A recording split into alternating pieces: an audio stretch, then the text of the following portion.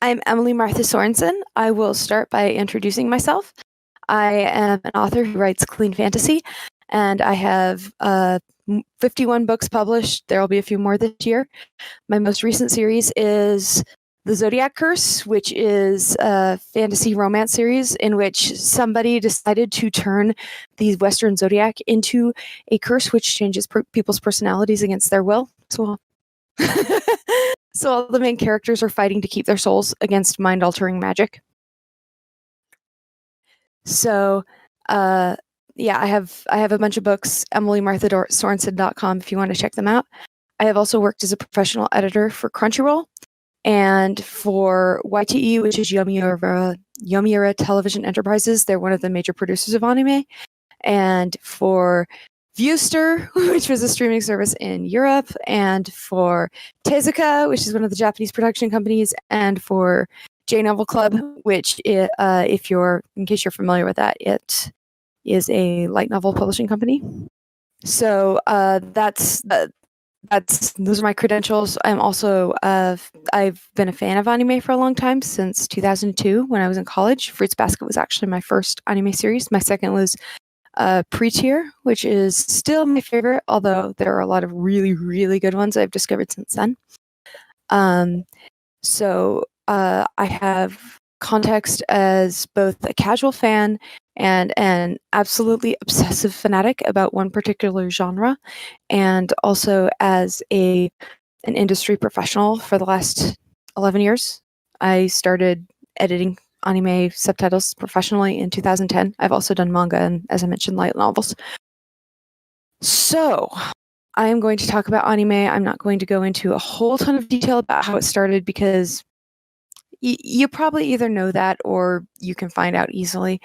But I'm going to go over a basic overview of what it is and what it isn't. And since the title mentioned anime from around the world, I'm going to talk about stories that are heavily influenced by anime from other places in the world as well. So, to start with, here are some terms that you'll want to know. Anime, the Japanese word for animation. Since it's borrowed from animation in English, it's perfectly fair to pronounce it anime, but in Japan they do pronounce it anime, which is why that's how I pronounce it. Manga. Please don't say manga, please. It's very bad. It's pronounced manga. That's the Japanese word for comics. It is not a loan word. It was coined in Japanese, so it should be pronounced the way it was coined in the original language. Yes, I am a purist, and I am also fond of linguistics. Shonen. That is the word for young boy in Japanese in the context of anime or manga or light novels or games or anything else. It means that is the target audience. This means from about elementary to middle school aged. Shoujo is young girls, elementary to middle school aged. Seinen is young men. So we're talking high school to about college aged. Josei, young women. We're talking about high school to college age, maybe about mid-20s, like 25. Ona is woman, and I'm blanking on the word for men. I'm sure it's something obvious. Anyway, so when you're looking for genres of anime, manga, light novels, etc., what you're looking for is shonen, seinen, josei, and shoujo. Not genres, sorry. Target audiences. And it makes a very big difference because target audience changes a lot about audience expectations. If it's a romance series, my daughter's tooth just fell out. Wednesday, I am doing a presentation right now. Okay? Thank you very, very much. And I need you to not let anyone come in here until 8. Okay, thank you. Yes, that's just what I expected right during a live presentation. Well, you can see what it's like being a parent. That's my oldest. I have 6 kids. So here's a quick introduction to what anime is. It is Japanese animation. That's my definition of it. There are plenty of things that are inspired by anime, but the thing is, if something is heavily inspired by anime and made in a different culture, it does not have the same exact tropes and pacing because it was made by a member of a different culture. You can tell the difference between a cartoon that was built to resemble anime and an anime. If you're familiar with both of them, you can tell the difference because of the different culture of the creator. And that doesn't mean one is less valid than the other. It means they were made by different cultures. And that is fabulous. We need stories in all mediums from every culture in the world. I would love to see some amazing animated series come out of Africa and out of South America and out of a lot of places that don't currently have much in the way of animation. So in America, we have this idea that animation is for kids. In Japan, they have this idea that animation is for kids. Period. There is this idea among anime fans in America that there is no such stigma in Japan, but that is not actually true. There is a different stigma in Japan, and it's not that different. Anime is considered to be for kids in Japan unless it's aimed at otakus. And being an otaku, that means a fan of anime. It's more closely resembles the word nerd or geek. It's become anime specific, but it used to be more obsessive about something, like the word geek in English. Being an otaku is not considered normal or even in most circles socially acceptable. In America, we tend to think of otaku as a neutral term. This is because the only people who know that term are otakus. Much the same way that nerd in English has become a point of pride. Or the way gay has become a point of pride, or Yankee became a point of pride. All of this started as insults by outsiders and then got adopted by insiders as a group identity. So that's probably the way otaku is going to go in Japan. It has not yet. And that is the way otaku has gone as a loan word in English. But be aware that in Japan there is in fact a stigma. Anime is for kids or it is for otakus, and otakus are weird and not normal. Now, there are plenty of anime series that are aimed at otakus and definitely not aimed at kids. A lot of what gets licensed in America is the stuff aimed at otakus, unsurprisingly, because that is the target market. If it's aimed at kids, it does sometimes get licensed in America. Unfortunately, very often it does not even get noticed as anime because it does not get given the same respectful treatment. It usually does not get a Japanese release with English subtitles. It usually gets put on American TV, dubbed, and highly edited to Americanize it. If you are a fan of a particular genre that often has child-friendly series in it, you probably have noticed this and grieved about it greatly when one of your favorite series has suddenly wound up licensed by the studio that shall not be named that is known for licensing and butchering children's series on TV. Now, things that are aimed at otakus can be they can be anything from pure terrible fluff to really brilliant stories to frankly, animated pornography. That's hentai. That is what that term means.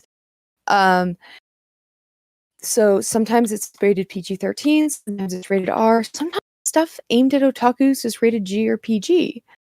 But in that case, usually it's aimed more at kids because it can be appropriate for kids with things to please otakus in it.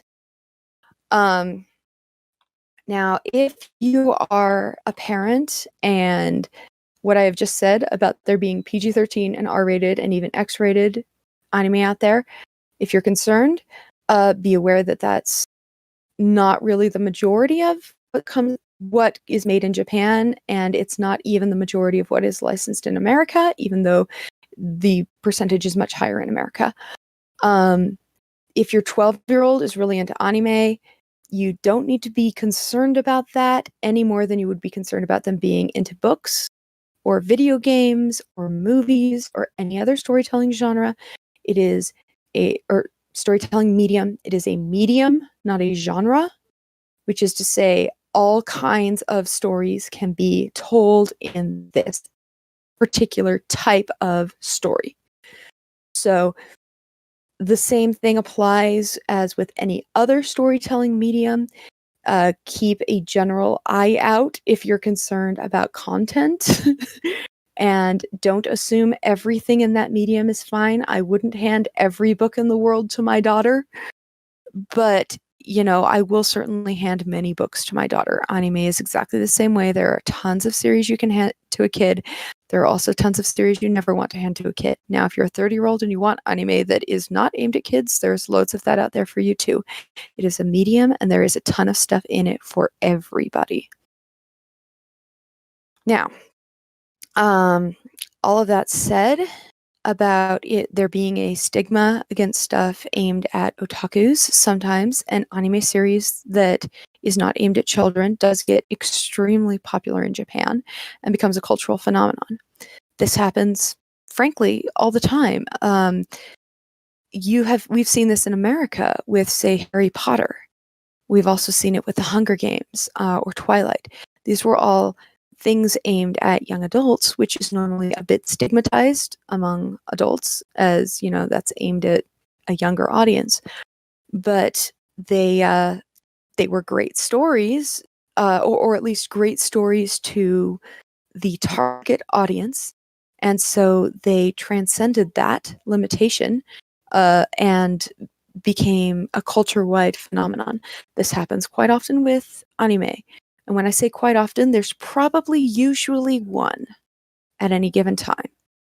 That doesn't mean there are probably usually 10 at any given time. Massively popular stories that reshape an entire culture for a year or two are not common, but there is usually at least one. One recent one has been Attack on Titan. It was so popular in Japan that the Sapporo Snow Festival in 2016 had a massive snow sculpture from Attack on Titan that was lit up, and it had music. And when I say massive, I mean it was as tall as the skyscraper office buildings around it. Look it up. It's seriously cool. The Sapporo Snow Festival in general is seriously cool. In case you're interested, the year before that, the centerpiece of the Sapporo Snow Festival was Darth Vader. Star Wars is very popular in Japan. Now, here's an interesting note about things that get licensed in America. Most of what gets licensed is either shonen or seinen, aimed at boys or aimed at young men. There is some shoujo licensed, which is aimed at young girls. There is almost no josei licensed, which is aimed at young women. This is a persistent annoyance to me, given that I am female and I happen to like stories aimed at females. But those stories do exist, and if you want to seek them out, more are being licensed now than were being licensed 20 years ago, and certainly more than were being licensed 30 years ago. So there are a lot of things. Otome games are aimed at about the same target audience as josei, and those have been licensed more and more since 2010, so there's a lot of improvement there with different stories being licensed and not just the same ones all the time, which is quite cool. Let's see. As far as good series to watch that are shonen and shoujo and seinen and josei, I have a few things to recommend. Here is a shonen series, Hikaru no Go, which is extremely good. It's about a boy who plays Go and the ghost who is teaching him. And I know that sounds like the most boring possible premise ever. It is a riveting story precisely because the character development is fantastic and the plot is excellent, and it is a phenomenal story. So Hikaru no Go, which means Hikaru's Go. It's available in a manga and anime. If you want seinen aimed at young men, one story that I highly recommend is Death Note. This is the live action movie, which I happen to really like. Actually, the first one's kind of but the second one's really cool. By the way, this is not the live action movie that Netflix put out like last year before. Don't watch that one. It was awful. This is the live action movie duology that was made in Japan, in Japanese. It's quite cool. Light was badly cast, but L was cast to perfection. And so Misa was very, very well done too. Death Note it's basically a murder mystery with a serial killer from the point of view of the serial killer. And the main antagonist is the detective, which is very unusual and very interesting. So that's an example of seinen. It's definitely not appropriate for kids, but it is a legitimately very good story. So if you like that kind of thing, I recommend it. As for shoujo, here's a very good one that I can recommend. It's called Princess Tutu. And I am going to post in the chat a YouTube video with a music video that is 3 minutes long and quite representative of the series. I highly, highly, highly recommend that you go watch that music video because it will convince you that you need to watch the series, even if you don't like shoujo. I am posting it here. Rebecca Greenwood just said, "Yay, Princess Tutu." Yes, agreed. Yes. So Princess Tutu is shoujo. It is aimed at young girls. It looks all cute and fluffy. It is all cute and fluffy, except when it's very, very much not. It's a very, very deep story with a lot of layers. I really like layers. It's a combination of magical girl, fairy tale, and ballet. And when I say ballet, I don't mean 3-year-olds in tutus. I mean like, epic, tragic, amazing, beautiful dancing ballet. Let's see. Finding where I am in my script. Oh, I'm so organized. Isn't that just amazing? Okay, an example of josei that I do not own. I don't know if it got licensed in America. I know that I worked on the subtitles, but I think it was Hataraki Man, which was basically the story of a workaholic salary woman and how being a workaholic will destroy your life. I didn't personally like it, but it's considered one of the classics of feminist literature in Japan, and it was well written. It just was very depressing to me because I don't like stories about how being a workaholic ruins your life because I'm a workaholic. So that is one of the very rare examples of josei that has been licensed. I don't have any DVDs to show, sadly, of josei. So frustrating. Now, the cultural attitude towards comics in Japan is quite different from the cultural attitude towards anime. Anime is for kids or it's for, socially weird people. Manga is mainstream. It's for everybody. How-to nonfiction books are made as manga. So are memoirs. So is historical fiction, realistic fiction, literary fiction. Everything is available in manga, just as it is in prose. That is a medium that has no stigma attached to it in Japan, which is very interesting. And it's really a shame that comics have a stigma attached to it in America, because I don't want any storytelling medium to have a stigma attached to it. That's just silly. Storytelling mediums can do anything. So there is a whole lot in manga that never gets licensed in the United States because what gets licensed in the United States is aimed at otakus. There's loads and loads of stuff in Japan because manga is just as common just as mainstream as books there. So that's very interesting. One thing that is also interesting in Japan is the doujinshi industry, which is self-published comics. A lot of it is fan fiction, and for some reason, Japanese copyright law doesn't crack down on people making money off of fan fiction, which is very much not the case in America. So that's another cultural way in which doujinshi manga is different in Japan from anime and from comics in America. The state of books in Japan is quite similar to the state of books in America. Light novels are basically the equivalent of young adult literature in America, and new adult literature. Most of them, they're aimed at otakus, and so if it's called a light novel, it's mostly going to be considered fluff, although some is not.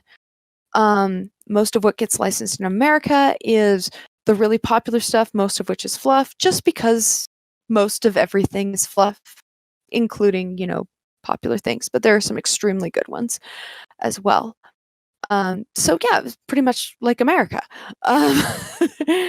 So I just want to hammer home, Japan is a country. It is not defined by anime. It is not defined by otakus. If you ever visit Japan, please be aware that there are a whole lot of subcultures within Japan, and otaku is just one of them.